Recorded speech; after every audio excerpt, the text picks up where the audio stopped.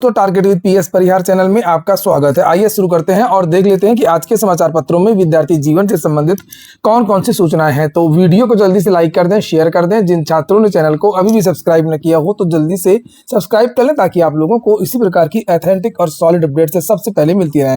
आज के समाचार पत्रों में जो सबसे ज्यादा सूचनाएं हैं वो शिक्षक भर्तियों को लेकर की है, चाहे वो LT ग्रेड शिक्षक भर्ती हो, यूपी TET हो, असिस्टेंट प्रोफेसर भर्ती हो या TGT PGT हो। तो आप लोग पहले से ही वीडियो को लाइक कर और जो नए छात्र हो तो चैनल को सब्सक्राइब कर लें। फिर से कह रहा हूँ, यहाँ पर एक सूचना है उन विद्यार्थियों के लिए जो विद्यार्थी यूपी TET एक ही बार में पास करना चाहते हैं, नए विद्यार्थी हैं।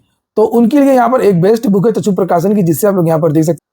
ये स्टडी गाइड है, इसमें आप लोगों को 4 सॉल्व पेपर देखने को मिल जाएंगे, यानी TT पेपर किस तरीके का होता है आपका आइडिया लग जाएगा। 3000 से ज्यादा बहुविकल्पी प्रश्न है और सभी प्रश्नों की विस्तृत व्याख्या आपको इसी बुक में मिल जाएगी। तक्षु प्रकाशन की ये बेस्ट बुक आप लोगों को सभी कॉपी किताबों की दुकानों में मिल जाएगी और अगर आप लोग ऑनलाइन मंगवाना चाहते हैं तो उसकी लिंक मैंने डिस्क्रिप्शन बॉक्स और कमेंट बॉक्स दोनों जगह उपलब्ध करा दी है। यहाँ पर देख भी सकते हैं आप लोग, ये पूरा विश्लेषण बताया गया कि किस चैप्टर से TT में कितने क्वेश्चन पूछे गए हैं विगत वर्षों में। इसी तरीके से नीचे आप देखेंगे यहाँ पर ये इसके क्वेश्चन और आंसर दिए हुए हैं और सभी भी आंसर्स की विस्तृत व्याख्या दी गई। वहीं पर यूपी TET की तक्षु प्रकाशन की और भी बहुत सारी पुस्तकें आती हैं जिन्हें आप लोग यहाँ पर देख रहे हैं, अलग अलग चैप्टर की। जैसे पर्यावरण की अलग आती है, बाल विकास की अलग आती है और प्रैक्टिस सेट अलग आता है, इनकी स्टडी गाइड अलग आती है, गणित, संस्कृत, हिंदी, इंग्लिश आदि की अलग सी बुक आती है। इनकी भी लिंक मैंने डिस्क्रिप्शन बॉक्स में उपलब्ध करा दी, अगर आप लोग चाहें तो इनको भी ऑनलाइन मंगवा सकते हैं।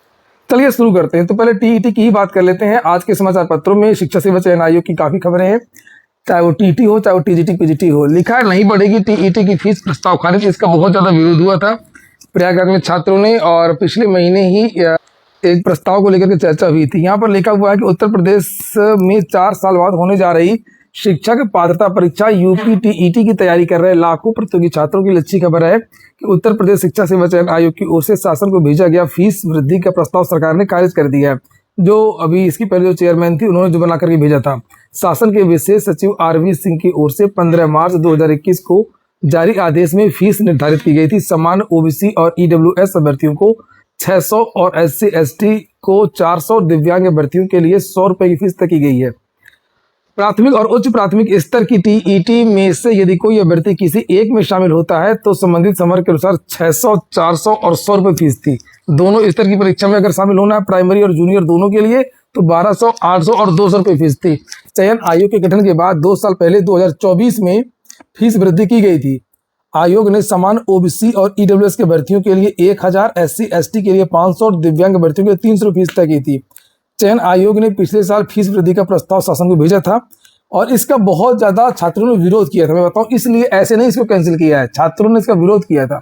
मैंने खुद इस पर बहुत सारे वीडियोस बनाए थे। लेकिन बगैर परीक्षा कराए दोबारा भेजे गए प्रस्ताव में समान OBC EWS की फीस बढ़ाकर के 1700 रुपए करने की अनुमति मांगी गई थी।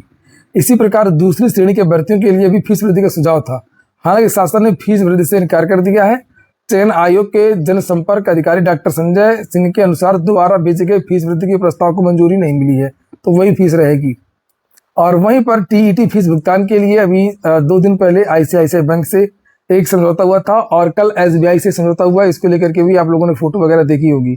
उत्तर प्रदेश शिक्षा सेवा चयन आयोग और भारतीय स्टेट बैंक के बीच गुरुवार को समझौता ज्ञापन MOU पर हस्ताक्षर हुए और इसके तहत SBI की ओर से आयोग को E-पे नामक पेमेंट भुगतान गेटवे से सेवा उपलब्ध कराई गई जाएगी और इसके माध्यम से शिक्षक पात्रता परीक्षा 2026 के लिए आवेदन करने वाले अभ्यर्थियों का पंजीकरण शुल्क तेज और सुरक्षित तरीके से किया जा सकेगा। तो कुल मिलाकर के अब जो विज्ञापनों की उल्टी गिनती शुरू हो चुकी है, खासतौर से यूपी TET की बात हो रही है। अगली सूचना नई वैकेंसी को लेकर के है। नई वैकेंसी को लेकर के लिखा है कि जल्द आ सकती है 23,000 से अधिक पदों पर नई शिक्षक भर्ती। चूंकि इसकी विद्यार्थी मांग भी कर रहे थे, दबाव भी लगातार बढ़ रहा था। कल ही मैंने इसको लेकर के वीडियो बना, ये है कल का वीडियो, आप लोगों ने देखा भी होगा। लिखा और शिक्षा सेवा चयन आयोग के पोर्टल न बनने से छात्र आक्रोशित, नई TGT PGT PRT वैकेंसी में देरी से छात्र आहत। और मैंने बताया छात्रों ने जो कमेंट किए और उसी क्रम में ये शिक्षा सेवा चयन आयोग के द्वारा सफाई दी गई है और बताया गया है कि क्या चीजें चल रही हैं।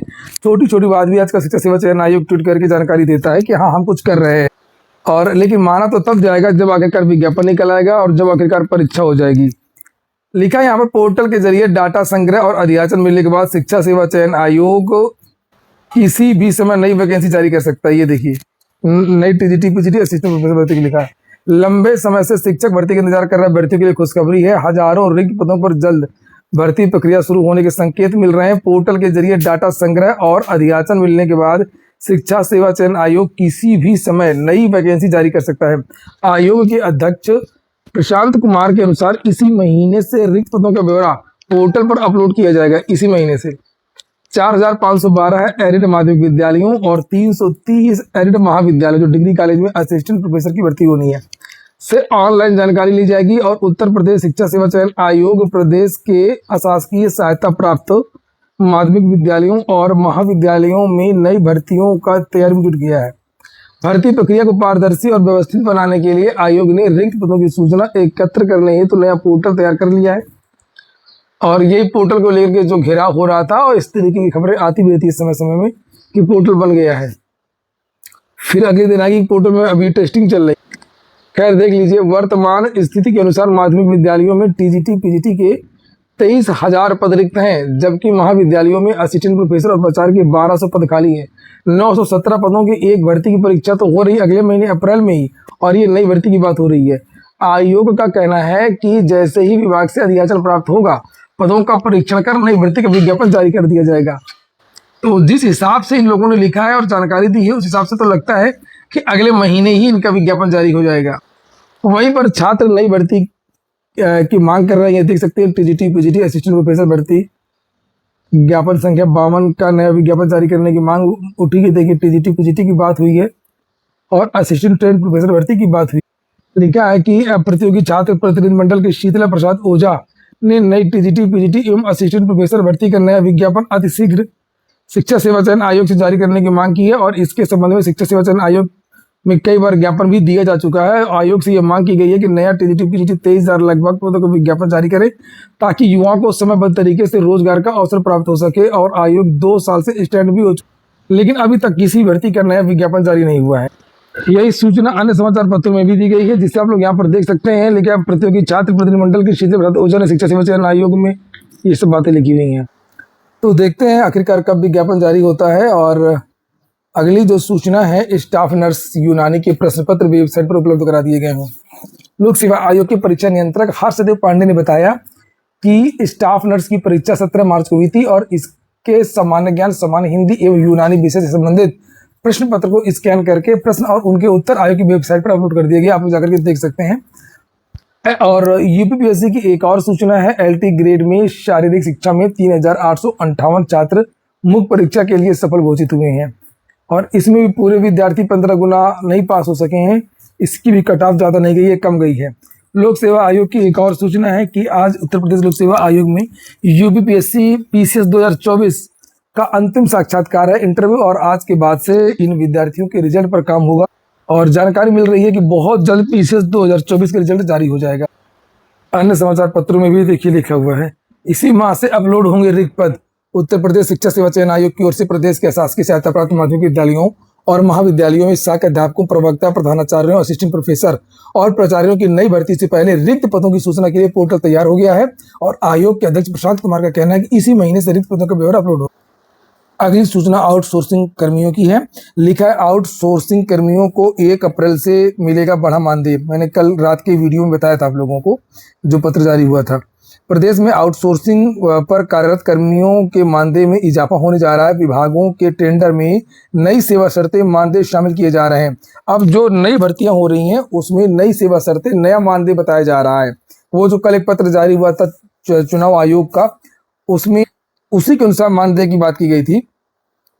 लिखा है, इस आधार पर आउटसोर्स पर कार्यरत कर्मियों का बड़ा मानदेय मिलने का रास्ता साफ हो गया है। सेवा शर्तों के अनुसार जो चौकीदार है, चपरासी है, उसको अब 10,000 की जगह 18,000 कम से कम मिलेगा। अनुवादक, computer operator, data entry operator को कम से कम 23,000 रुपये दिए जाने का टेंडर हो रहा है। सिस्टम एडमिनिस्ट्रेटर, सीनियर प्रोग्रामर को 37,000 रुपये पर महीना मिलेगा। स्टैटिकल ऑफिसर उनको 29,000 और सीनियर डाटा एंट्री ऑपरेटर को करीब 30 से 31,000 रुपये दिए जाने की तैयारी है। विभागों द्वारा टेंडर प्रक्रिया में इन सेवा शर्तों को शामिल किया जा रहा है, जिससे आउटसोर्सिंग सेवा निगम बनने के बाद ऐसे कर्मचारियों को मानदेय देने को कोई अड़चन ना आए। वहीं पर टीआरई 4 को लेकर के भी एक बड़ी सूचना दी गई आज के समाचार पत्रों में। और लिखा, चौथे चरण के शिक्षक नियुक्ति का विज्ञापन इसी महीने जारी होगा।